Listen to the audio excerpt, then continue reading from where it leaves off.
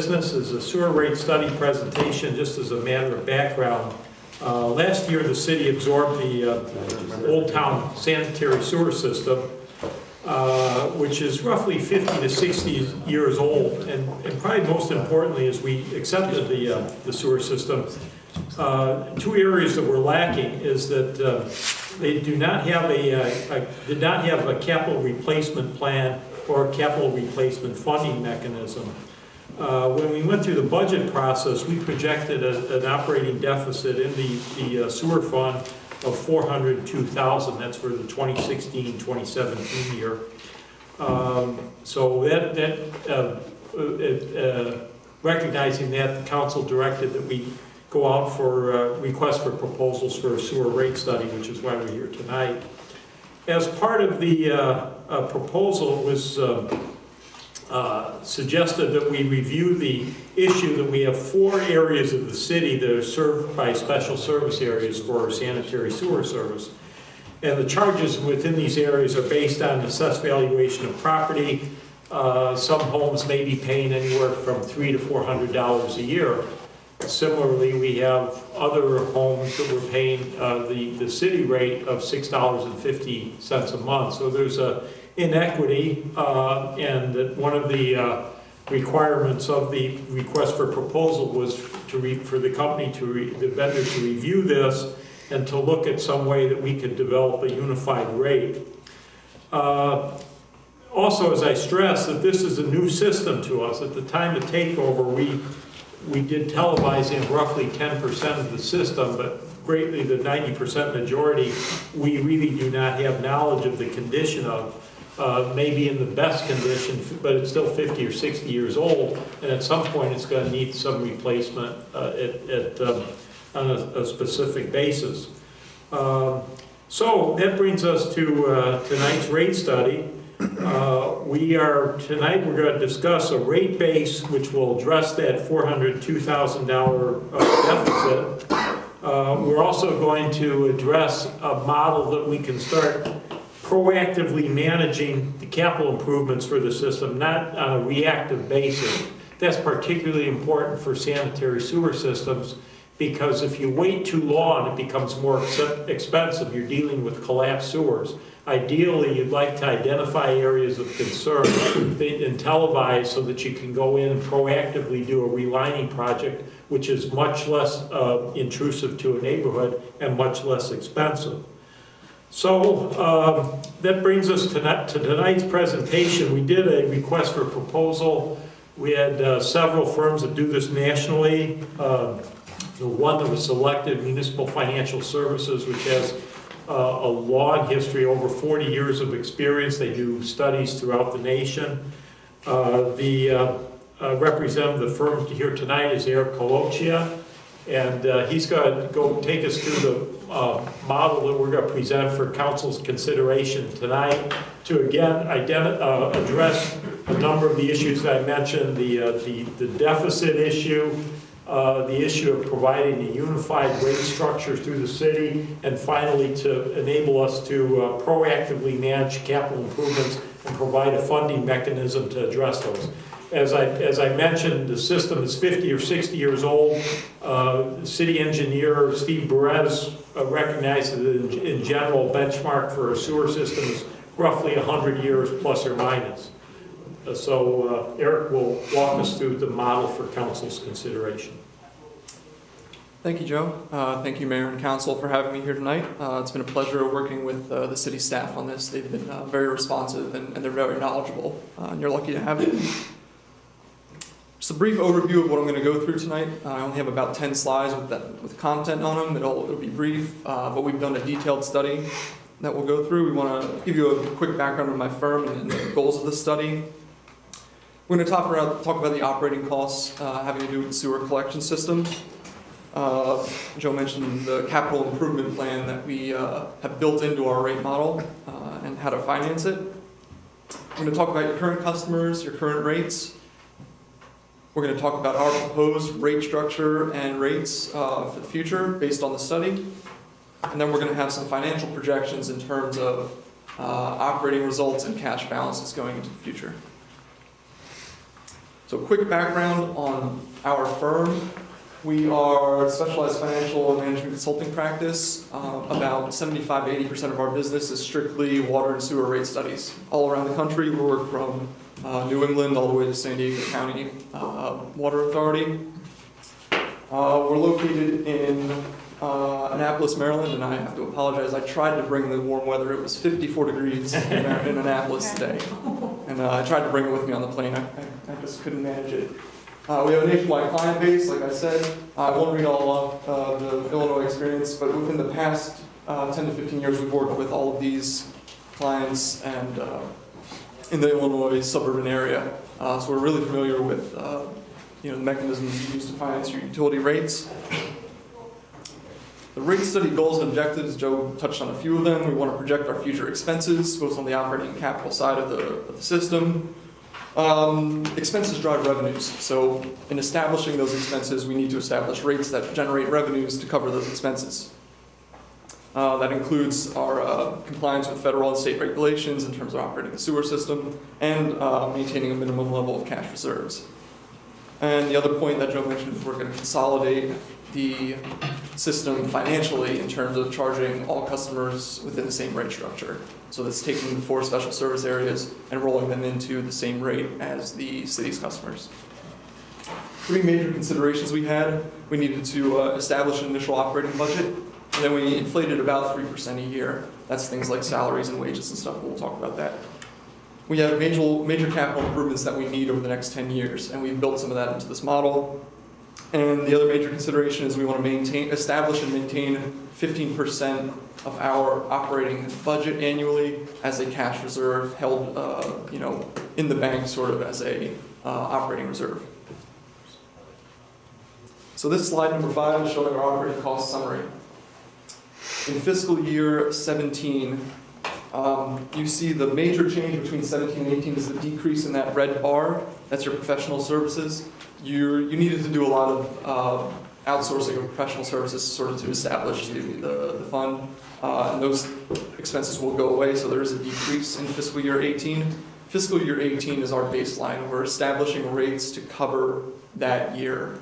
As obviously it's too late to do anything for fiscal year 17's budget process.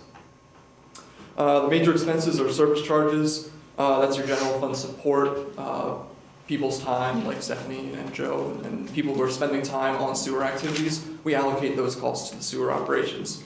And the other major one is wages and benefits. You have maintenance workers and 25% of administrative assistants and financial services that we allocate to the sewer fund. So there's really not a whole lot in terms of line items in the sewer budget. It's run very lean. Just the time that your staff spends on the sewer budget is included in the operating summary.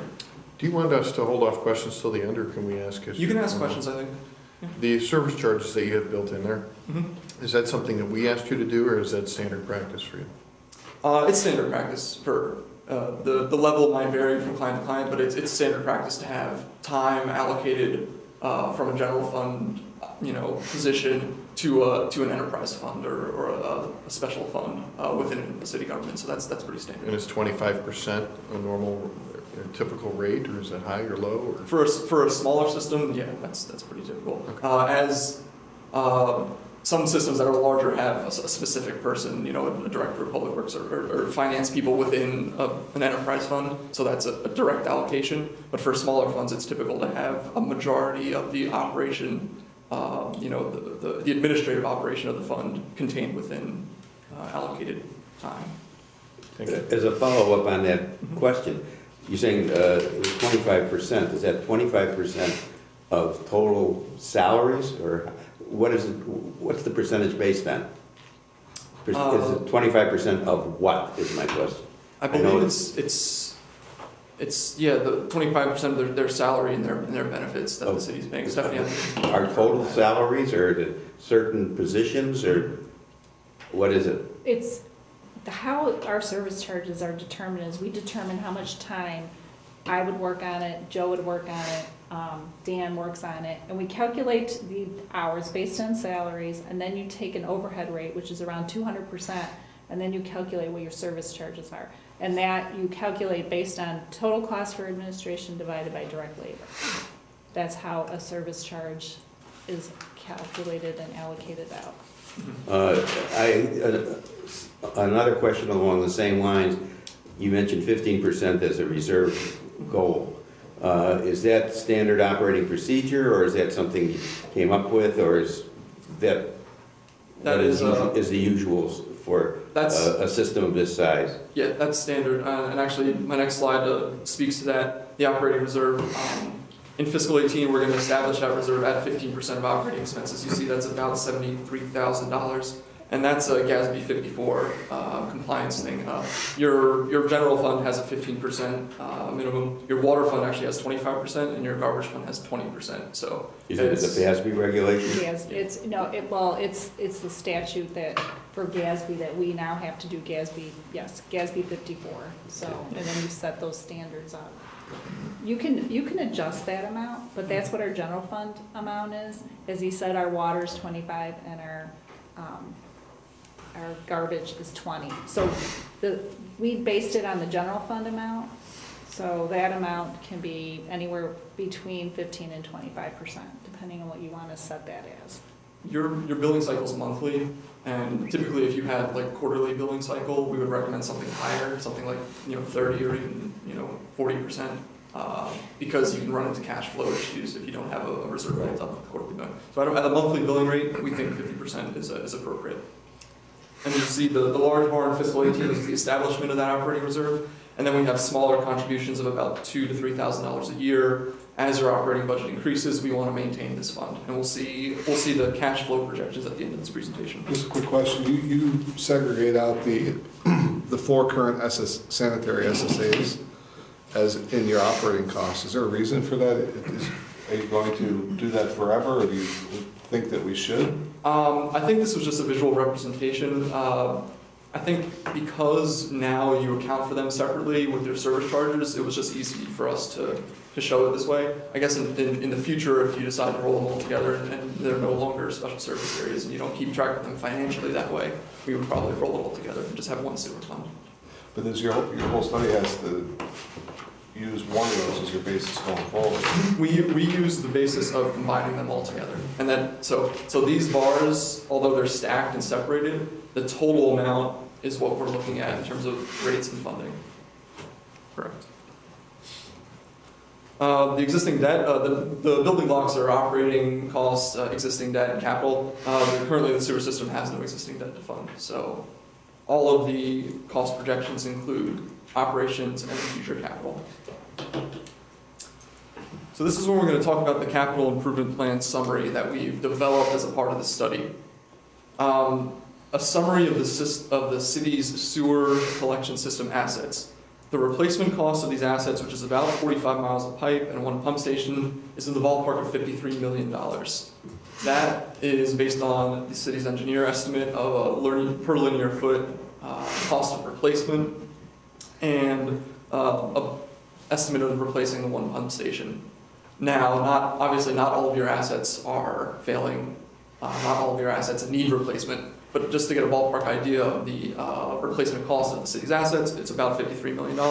The earliest installed dates are estimated to be the 1950s and 1960s, so they're pushing on 60 years of sections of the system are about 60 years old. So our capital improvement plan can be summarized in sort of three phases. Years 1 to 3, year 1 being fiscal 18. So fiscal 18, 19, and 20, we've included enough money each year to televise 100% of the remaining system. You've done about 10%, you have 90% to go. So over the next 3 years, we're going to televise and get an idea and actually know the entire condition of our system. We're going to know where the problem areas are that we need to focus on when we begin an aggressive asset replacement program. So years 4 and 6, what's built into this model is $5 million in debt issuance to fund an aggressive replacement of assets in worse condition. You can see, based on the replacement value of your system, that's about 10% of your system. So we are making a judgment that about 10% of your system is going to need replacement within the next 6, maybe 10 years. In years 7 to 10, we're going to continue increasing rate revenues to augment asset replacement, and we'll see how this works in a couple slides here. We're going to keep building revenues to be able to not only pay off the debt service that you use to replace 10% of the system, but to do additional asset replacement over the next 7 to 10 years. And then at the end of the 10 years, assess the need for an additional $5 million. By that time, you're going to have a very solid understanding of the system's condition, where the problem areas are, what you've already replaced, and what you need to replace further. So the focus of this study is probably the next 3 to 5 years in terms of what we have a really good idea of what's going to need to be financed. Anything beyond that, I mean, you know how things change in terms of managing assets and stuff like that. Excuse me, if I understand, I mean, this is all based on paper information, right? The condition of your assets? Yes, and the condition of what we have currently, to your knowledge, is based on a 10% visual that we did a couple of years ago, is that correct? Yeah. Okay. The replacement cost estimate, and I should go back, is we have a general idea. We know how much it would cost you to replace a mile of pipe, to dig it up and pave the street and do all that. So, and unless we had a detailed listing of assets, install dates, linear feet, location, like as part of like a GIS system, we're really unable to give a better estimate than to say, for the next 3 years, go in there and look at all the pipe. Now, do you believe, are you erring to the side of caution here, and this is a conservative number? The 53? Yeah. I would say so. It's because Joe mentioned that's a replacement value. If you go in there and reline pipes that are in deteriorating but not terrible condition, you could reduce that number significantly. Relining pipes will cost you less than replacing them, of course, and it's less disruptive to the system. You could have $53 million in hand today, and you wouldn't be able to replace the system even over the next 5 years. There would just be too much disruption, and you'd tear up all your streets, and nobody would have sewer service. So we think the establishment of those first 3 years of televising all lines would give us that answer that we just don't have right now. Okay, and are these costs, are these based on prevailing wage? So we're talking about subcontracting out this work, we're not talking about doing it in-house? Yeah, and this was based on Steve, the city engineer's estimate of what Okay. the prevailing, and of course it's Chicago, it's higher than what we would see nationally. Of course. Some more systems you could probably get away with 2/3 of that. But. Thank you. Question I have is the facts on the ground is the system is 50 to 60 years old, and supposedly there's a 100-year life to a system. We don't know if it's a 100-year life to this system, but that's sort of prevailing across the country, if I understand you correctly. 100 years is very. It's less than 100 years. 100 years would be you'd be very happy to have a 100-year life. Okay, so it's an optimum situation. It's an optimum. And, okay, so given the fact of that, and it's an optimum situation, and we're talking about 3 years, if really taking 3 years to find out what this entire system, the condition of this entire system is, are we playing a little bit with fire because we don't know what the condition is, and something could happen, and we're totally unprepared for it? Should we be thinking more of doing this this investigation and knowing what our base point of data is as far as the system is in a much quicker way? Yeah, you could, and it's just a matter of, like I said, service disruptions and the ability to, through your city's procurement and stuff like that, to get those contracts out and if you could do the entire system within a year, I think that would be extremely aggressive. Or I think what you're saying, and I've talked to Joe about this, is instead of spending 3 years of doing the research on and doing the televising of the pipes, we break it down into three 1-year segments of televising that each year follows with a $2 million portion of work. So really by year 2, we're addressing $2 million worth of what we found in the first third of the section. So we're not waiting till year 4 or 5 to do the work. Is that what you're? Well, that's what I'm and then how you pick pick Mhm. the third, and the third, I don't know how to do it. Well, it has to be done in a way that makes sense. Right, because Cost to me, of the work is I less. saw, we're taking 3 years and looking at this thing, and then there's something that we're gonna do after the 3 years. So to me, it says, what if something happens, at that time? We And know what if we got a problem now, that if we fix now, will be a problem of a half a pint versus a gallon? We are including a certain level of additional funds building up in those first 3 years. I believe it's 100,000, 200,000, 300,000 to get us up to, by year 3, the rates we're going to present will have $300,000 of capital dollars available for any emergencies. It's not as aggressive as the 2 million you could do, but we have sort of built in a little bit of that. Now on the next slide, you can kind of see it. So on the top is the sources of our capital funds according to this plan.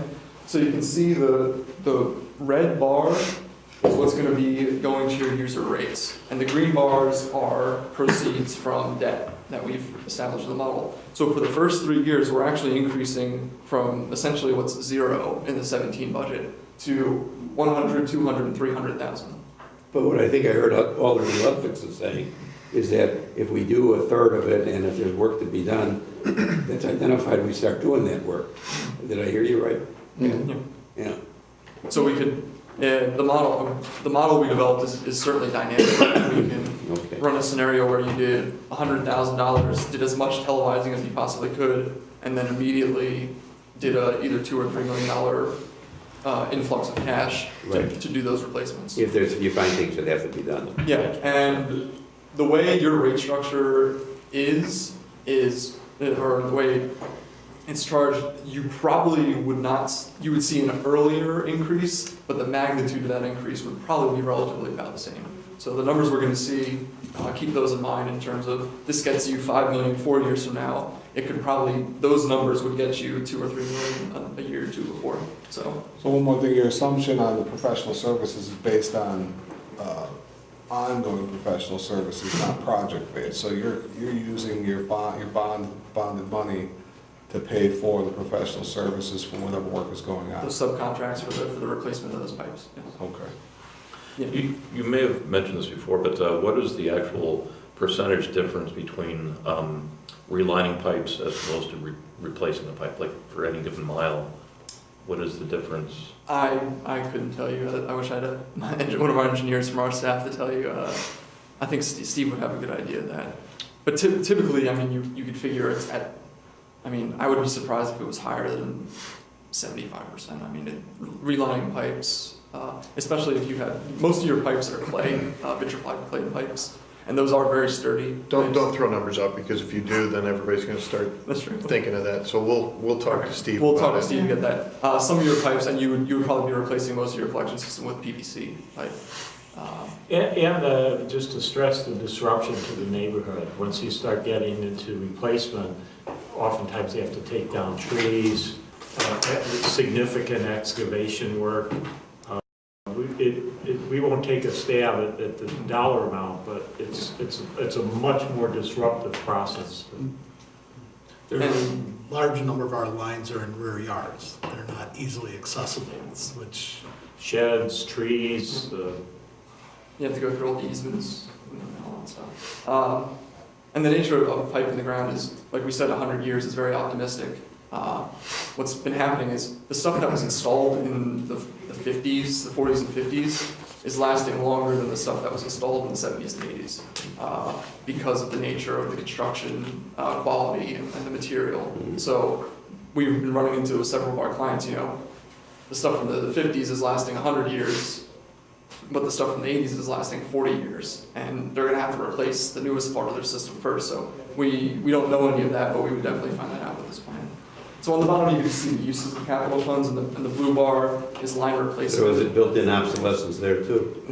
There's something Just like happened our in this country appliances. with utility pipe in the 70s and 80s. That was not good, and we're paying for it now again. So you can see the use of funds matches the source of the funds. Most of that is line replacement. You can see as we issue debt, we have to make up the debt payment. So So now we've established our assumptions on the cost side. So let's talk for a minute about the current customer accounts. You have about 3,700 customer accounts between the city system and the 4 special service areas. The monthly rate is shown on the right. The residential rate is $6.50 a month. It increases for commercial and multi-units. The special service areas are charged based on property value, so unless you look at a detailed account, you can't really tell what one property pays as opposed to another one. The study assumes no increase in the number of sewer accounts and a 93% collection rate of your bills. We always like to build in a little buffer there to not assume that you're collecting 100% of your bills, because you If you don't won't. mind, I'd like to ask the administrator a question. Our rates are fixed rates. These are not based on EAV, correct? The rates that we charge within the special service areas are based on EAV. If we were to accept this at its face value, when we would be charging the residents a fixed A cost, unified correct? rate, correct. This study addressed the disparity of rates, so the recommendation is for a unified consolidated Okay, rate. great. Thank you. Sorry. So just really quickly, stacking all those expenses on top of each other, you can see that the red line going across is the revenue we project at your current rates. That's assuming that we do not change the rate structure. So this continues the practice of charging special service areas based on assessed value. And you can see this is clearly not going to work on a cash flow basis. So what we have here are recommended monthly rates. Beginning in fiscal year 18, you can see we've listed the special service areas under the same rate as the residential rate. All of the costs that I spoke about before, including the service charges, the capital buildup, the $5 million in debt issued in 2020, is built into these rates. And let me just go to the next slide, which shows it visually. The numbers you're seeing on the slide, on the chart on slide 13, those would be the residential monthly rate. As it increases, you can see that our revenues are increasing and they're keeping pace with those expenses. So you can see that, as we were talking about, by the time you get to that $5 million issue in 2021, you're at about $20. If we were to move that up, the absolute dollar amount would probably remain about the same. So if we wanted to do that issue in, let's say, fiscal year 19, because we want to be more aggressive, you can see on a month-to-month basis, to cover about $800,000 in costs, you need a residential rate of about $20 a month. And you can see if I go back, that sort of increments a little bit higher for your commercial unit and your multi-unit rates. But just for reference, the numbers on this are the residential rate.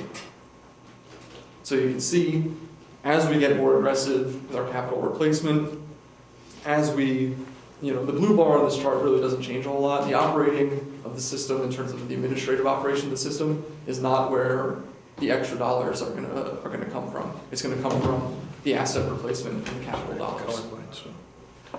What is this representing? So the bottom line on slide 14, we talked about that 15% target. You can see the blue line going across.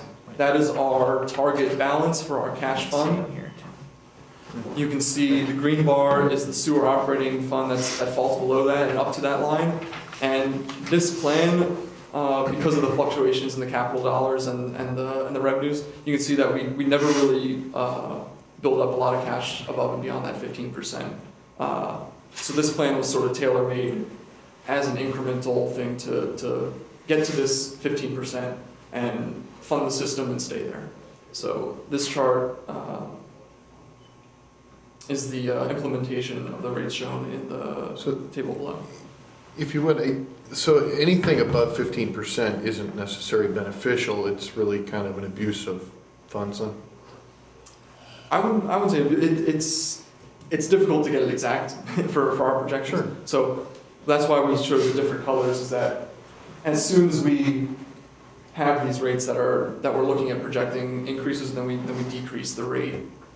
There would be no benefit to us to pad it more than, say, 15% unless we were, of course, going to build out the system further. Correct. From a maintenance perspective, 15% is our target now. Correct. And we have clients that do build up capital reserves and that in anticipation of major capital projects down the road. So they would have a 15% operating reserve, but then they would keep 2% of their replacement value of assets in a reserve in anticipation of capital replacement. I don't think that would be right for this system. We've built, in these rates right now, is over $10 million of capital replacement between the issue in 2021 and 2027. So we're keeping that operating reserve where it is, and all of our capital dollars aren't going into the bank, they're going into the ground. With beyond this being a 30-year remaining life expectancy of the system, based, plus or minus. Plus or minus, and based on what you find on the TV, yeah, the condition of the pipes that you don't immediately replace. Okay, in doing, I'm sorry, No, in doing the televising, Mhm. should that televising be done to 100%? It shouldn't just be, okay, we'll do 50% of this system And extrapolate it out, yeah. I mean, at this point, because of the age, do you recommend that we do 100% of it? Because of the age and because of the fact that you have no information about install date Sure. and material, we have a general idea of what the material is. Yeah, you have no information now, and I think anything less than 100%, I mean, maybe not 100% is a lot. If you do a neighborhood down 2 streets, you don't have to do the entire length of the street, or you might have to. I mean, we would recommend 100% just because the nature of the size of the system, it's not incredibly difficult to do over the course of a couple of years, and you have no information. And that would give you a wealth of information because, like I said, the dollars are not going to come from the operating side. It's going to come from that capital replacement side. And the more information you have on the condition of the system, the more accurately you can spend those funds. So nobody gave you access to our computer files from 60 years ago? You'd be surprised at the type of data files I get from some clients. Stacks of PDFs this big with scanned copies of contracts and stuff. Yeah, I would think that, you're talking about information, we don't even have data to create the information about it, so personally, I would want to see us do 100%. Oh, So sure, we I know just what we got, wanted it yeah. to be said. But I think it's important to know that, and in terms of when we talk to our constituencies about this, that they understand what the situation is. Absolutely. Yeah, the most important thing is keeping the system operational and avoiding any massive failures in the collection system. And televising 100% of the system will definitely put you in the best possible position to mitigate any of the damage. Well, thank you very much. I mean, this was great information. I appreciate it. And like I said, the model is completely dynamic. Now that the model's built, it is extremely easy to run scenarios in terms of debt issuance timing, in terms of increased or decreased capital funds. So feel free to either contact me or Stephanie or Joe, and for informational purposes, we're happy to run those scenarios.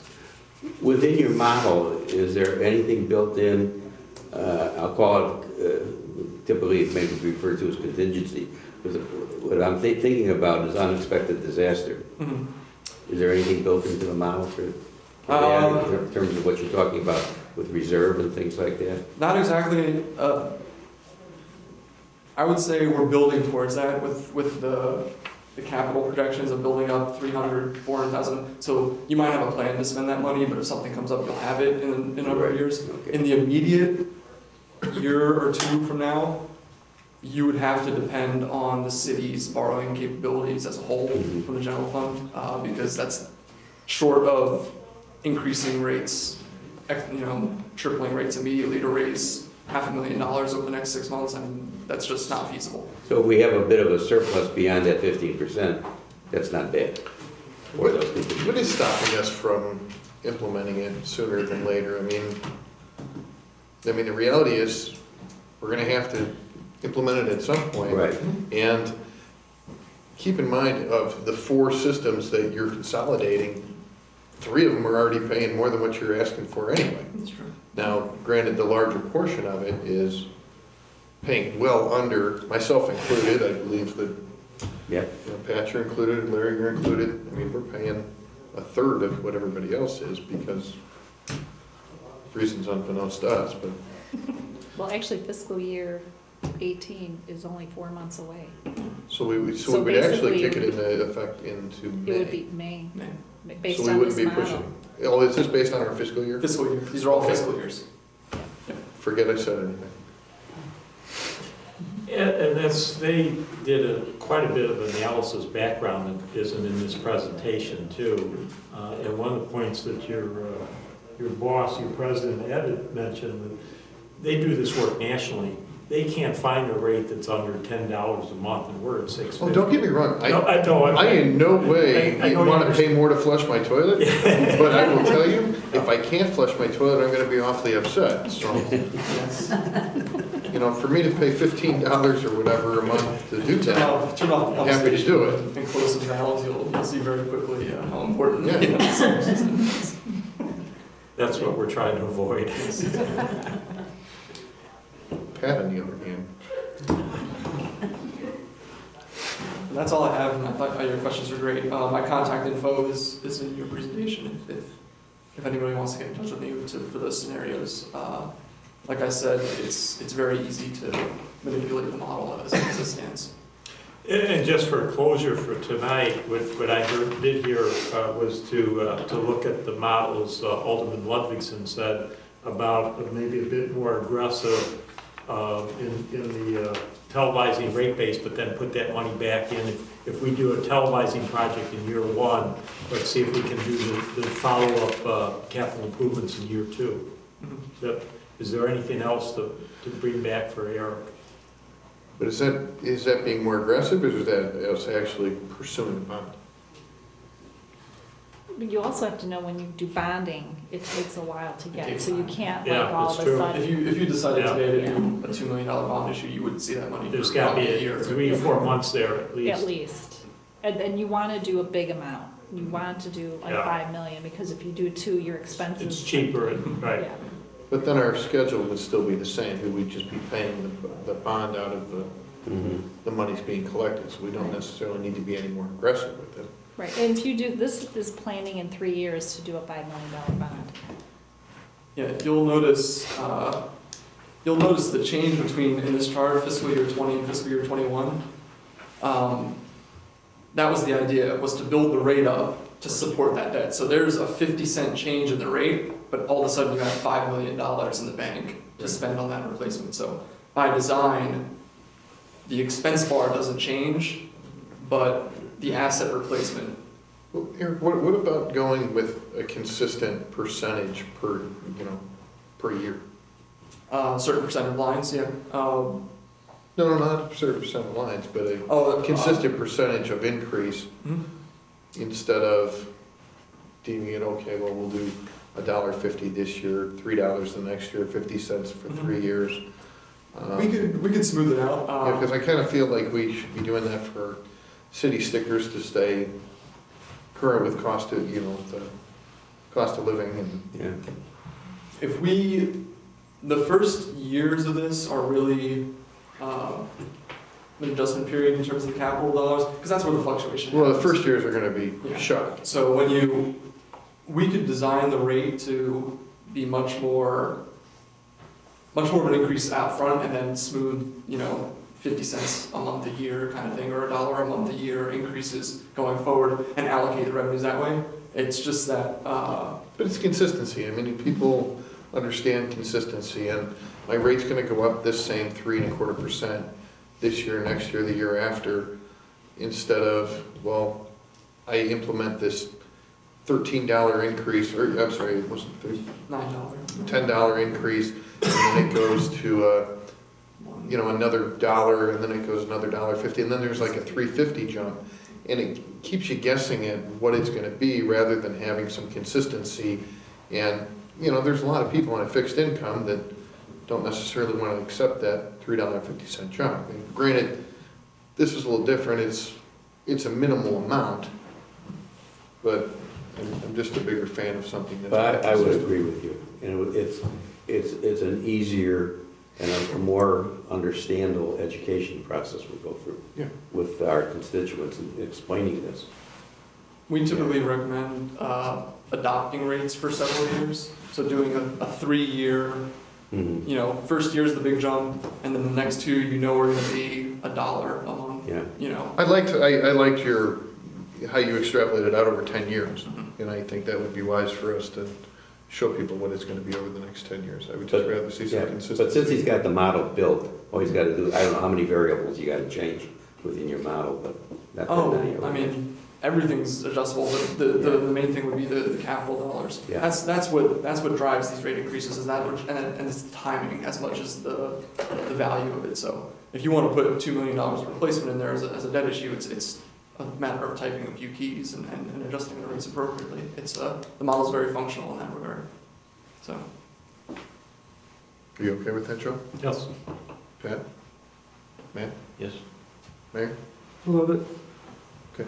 I have a couple of questions, if you don't mind. Sorry, no. Can you explain the rationale behind the commercial rates versus the residential rates in the recommended monthly rate structure? Sure. The rates are increased across the board on a percentage basis based on your current structure. It was not particularly within the scope of this to determine whether the differential between residential and commercial is appropriate. However, I can say that dealing with sewer collection, this is collection, this isn't treatment. Sewer treatment cost of service is a very detailed, and this can be very detailed too. So on the collection side, the theory is you charge the same for volume and strength of sewage. So there is a way to calculate the differential between a residential sewer charge and a commercial sewer charge based on certain increments of data. I don't think we have that data, and I don't think, given the adjustments to the rate structure and the adjustments and the increase in rates, that we were really going to dig into that. Okay. But you Would certainly it be could. common for it to be only 20%? Yeah, yeah. Like I said, this is a monthly cost, so regardless of, typically it's more when you can dig into the, when you bill by unit. So if you base it on metered water, you would get commercial customers, you know, with larger 4-inch water meters, you know, giving you a lot more flow into the sewer collection system and justifying a higher differential. But I think for simplicity's sake and to have just one less variable in terms of policy decisions and stuff, we focused on an overall revenue picture rather than justifying or detailing the differences between the rates. Okay, well, I think it's something we should look at anyway, to just keep it in mind as we go forward. Absolutely. The other thing is the multi-unit rates are the same. I'm sorry? The multi-unit, it says the base rates are the same, $16 and $16. Oh, I'm sorry, where are we looking here? On which slide? Comparing the current rates to the recommended rates.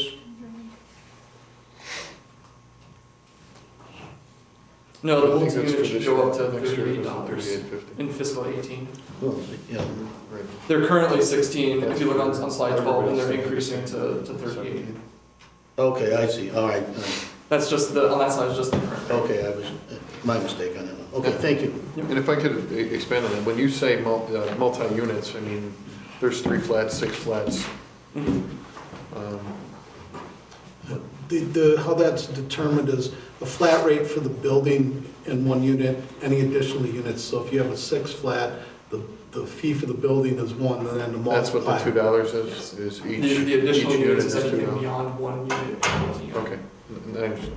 Thanks. That's not how it's currently done No. by Illinois American. I'm sorry? Illinois American charges based on, so if you have a multifamily that have individual pins, is that considered residential in your model? If they have individual tax ID numbers, property numbers? It depends on Stephanie. If they have, every tax ID number is its own unit. So that would be considered, that would be under residential. So when we look at Rob Roy, when we look at almost anything on Old Willow Road, those are all the residential rates, regardless if there's 4 units to a building or 8 units to a building, or 50 units to a Well, building. actually, we had Dan went out and looked at every single one by property. If we knew they were commercial, Dan went out and looked at every one, so we knew how many units were in each one. So we actually went out, there's only about 30, not even 30, that are multi. The number of multi are very small, like out of the 3,700, you might have 40. They're It's not very And many. where are they located? primarily on the east side, northeast side. A lot of them are in the 6-unit areas. We have a few along Willow Road, Old Willow, and then that's where they're. And then we have a couple in the commercial that have a singular feed, and then they have like 3 tenant spaces, 4 tenant spaces, very small, that are built into this rate. Is that a correct statement? If I go up and down Old Willow, those are all individually owned units with common areas. So right now, those are all individually built from Illinois American, and they would fall under our residential rate, not a multifamily rate. I would have to double check that again, the question, because we were looking at what we bill, not what Illinois American Water was billing, Oh, correct? yeah. We just looked at what was on our system, not what was in the Illinois American Water system. Right. We So just does did that, ours. so Rob Roy's then would also be residential? That was all residential individual. Correct. Yeah. Yeah, I understand like the Piper Lane, 3 flats and that they're 6, whatever they are. Where those would be, those are owned by one person and they're rented out individually. But if you're talking about something on Apple that's actually a condo within a 50-unit condo building, it has, each one has a PIN number, those are residential. Under that, if they were our customers, they should be. I don't know how many of those were taken into account, 'cause they aren't on that's a our good customer Yeah, they're base. not ours. They're not part of this We're- plan anyway. Yeah. Yeah, There's, But if that's gonna be our definition, then that's what we should do for the sake of consistency and standardization. Sure. Not look at what it was before. If something were to happen in that outlet over at Prospect Crossings, you have to have something. For example, we have a multi-unit commercial building on Wolf Road. He has a base rate and then a per unit because they all contribute to one main line going into the system. Okay, though that's part of the calculation when we did that. That was, on our customer base, that was the most, the easiest way to do it. Because you have some commercials that are individual commercial units that are standalone, that's the one rate. Then it's, you have a base rate plus the per tenant space that contributes to it.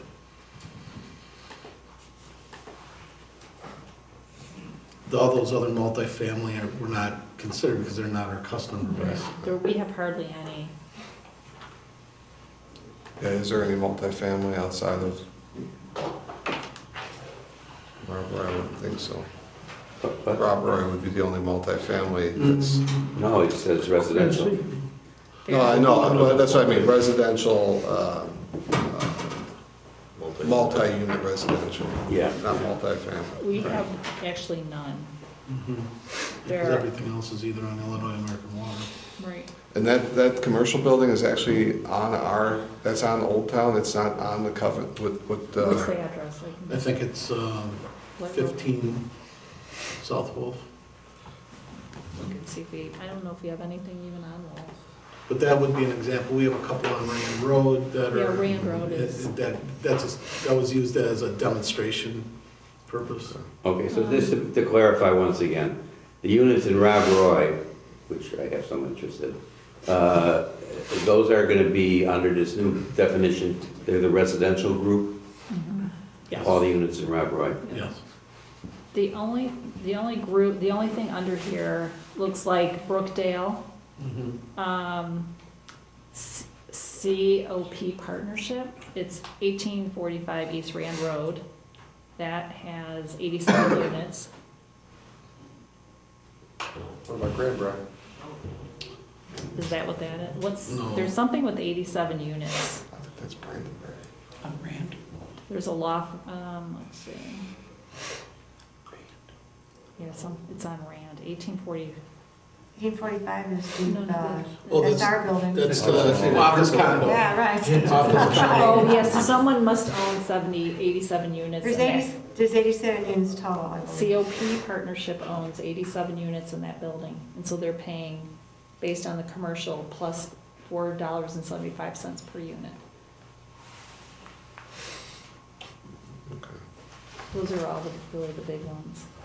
Looks like 1845 East Rand is the main one. Everything else is about $6.50.